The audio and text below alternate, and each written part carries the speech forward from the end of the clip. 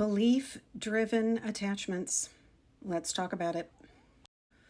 Welcome back to the series where I discuss the type of entity attachments that I have removed from my client over the past 10 years of being an intuitive energy healer and a certified transpersonal hypnotherapist.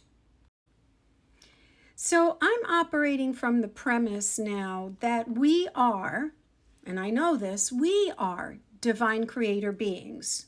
We are creators created by the great creator to create and generate our own individual experiences and create our own universe.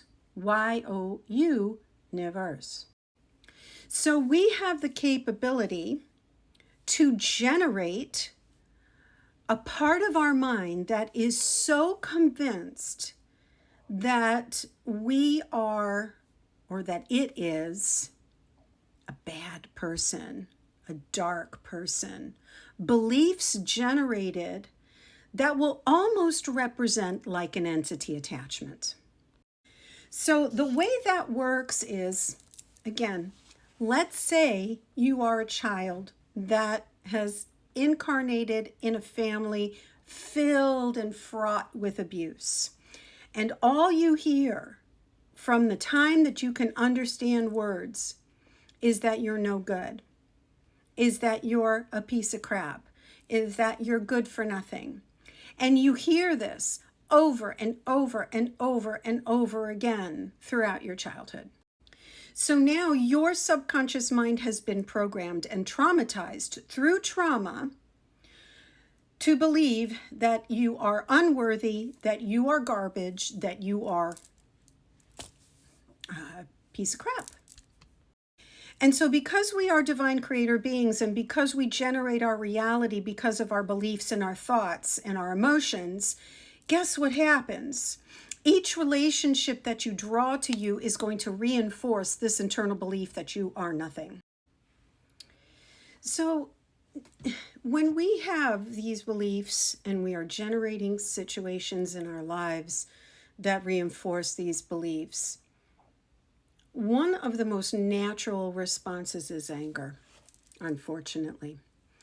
And when we hold anger within us, we tend to attract the same frequency to join in to the anger.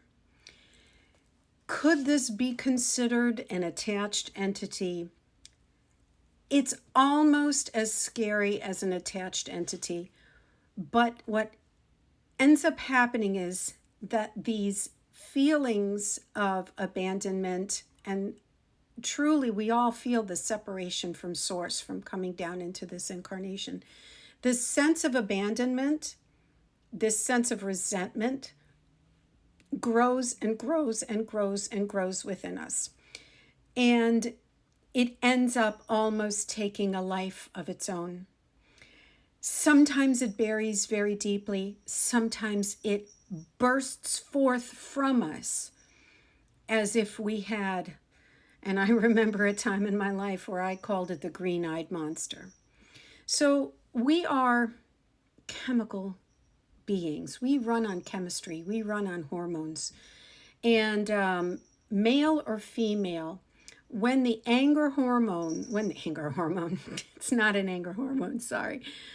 When our emotions are not expressed properly and we do not see how our mental state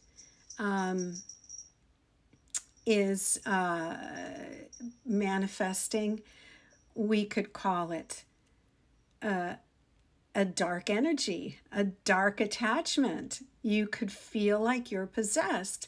Meanwhile, it's really just a deep-seated anger and a rejection of your reality that is manifesting in your world. So yeah. And also, the other thing is that when you hold such a deep anger and such a deep resentment for a situation or for a person, you will attract behaviors and then you will attract entities to reinforce those beliefs. So let's say that you absolutely are so angry at your ex that you go out and you drink because of your anger, and that anger, that drinking or that behavior that you do will bring into your life a very low level, a low frequency energy to feed off of that as well. So that really stinks.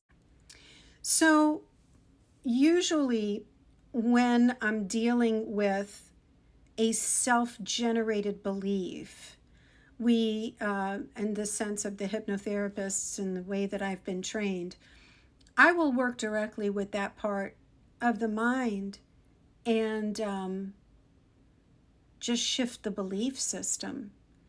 And I will share with you just recently, really not too long ago, because sometimes when you're awake, it's almost even more difficult to tolerate all the injustices that there are in this world.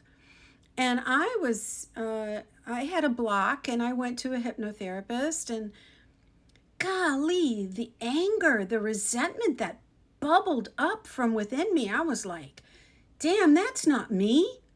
But it was me. So my conscious mind is always present. Your conscious mind is always present. It's just that you're so focused that the subconscious will come out and speak to you very freely. And there was a part of my subconscious mind that I was like, oh God, that's not me. But it was me. It was. And through the hypnotherapy, I released it. And I also have many, many, many clients whose anger just controls who they are. And this is how we heal that. By speaking to the mind, by healing the initial trauma or collective traumas, and shifting, transforming through love that part of the mind that is generating all these negative beliefs. And so would I consider this an entity attachment? Not necessarily. However, I would definitely say that it is a part of the mind. Now, this is not a part of the mind that was splintered and fractured through a very intense trauma. This is not what I'm talking about, okay? I'm just talking about somebody whose anger constantly boils up to the surface, or deep parts of your mind that are in such resentment that they may seem like they were possessed, but it's really just a part of their minds. So in closing, we are powerful beings, and we can create parts of ourselves that may seem like very dark entities, but it's really just the dark parts of our mind. And so we hold as humanity enough horror collectively, as is being revealed to us by all the revelations that are coming to light in this very transformative time of human consciousness evolution. And so all of that, hey guys, it is because of our own deep, dark, profound breadth of emotional capability and our lack of emotional ability to express and to identify and to seek healing. So humanity is very lost, and I wanted to bring this to the fore with this episode. I hope it resonates, and I will talk about the boogeyman next time.